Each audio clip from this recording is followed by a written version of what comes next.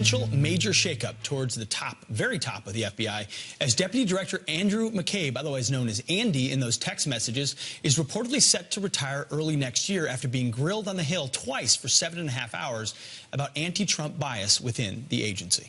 We have GOP Congressman Gohmert, who is a member of the House Judiciary Committee, who's with us now to give us some reaction to that announcement that he may retire. And of course, Andrew McCabe has been at the center of great controversy. His wife was the one that received political donations from Governor Terry McAuliffe, a close Clinton ally. He was also part of that email exchange between Peter Strzok and Lisa Page, talking about the insurance policy as well. So what are your thoughts on this potential retirement and what it means for the overall investigation?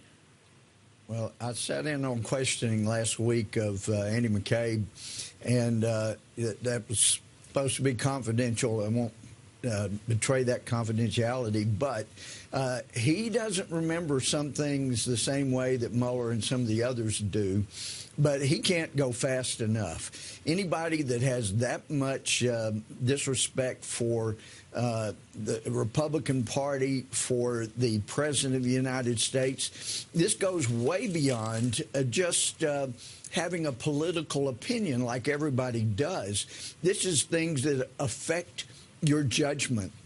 So Mueller, I have said since day one, since he was appointed, he's bad news.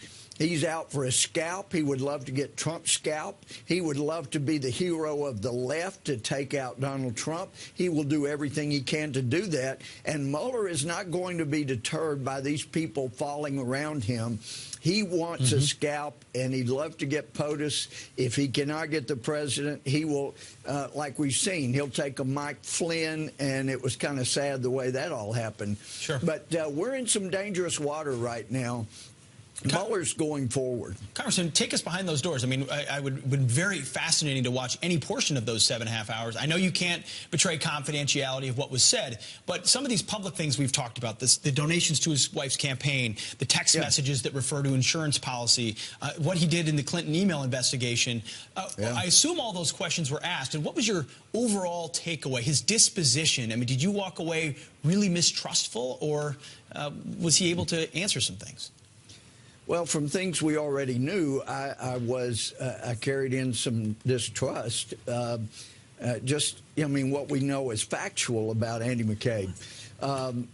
He sounded like he was very straightforward, but like I say, he remembers some things very different from some of the other people who have made public statements. So, and he has given some information that needs further investigation to see if he's right about. But the impression is that my impression is since the day Mueller went in, he has not been the upstanding, fair guy that people have painted him as being. He did more destruction to the FBI. He weakened the FBI more so than J. Edgar Hoover or anybody ever did.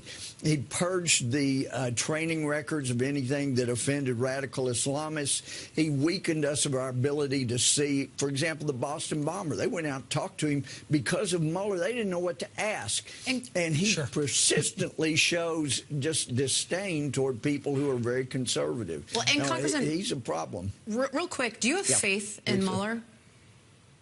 No, I have no faith in Mueller. I haven't from day one. And in fact, back, I don't know if you can see that, but that was taken in June by somebody else. I was telling the president, you have got to appoint a special counsel to investigate Mueller, Comey, McCabe, Lynch. You've been ahead of this the whole time, Congressman. We've got to leave it. We've got to leave it right there, unfortunately. But we'll come back to you as this develops. There's a lot of work yet to do. Appreciate it, Congressman. Thank you. We have Mark Stein next.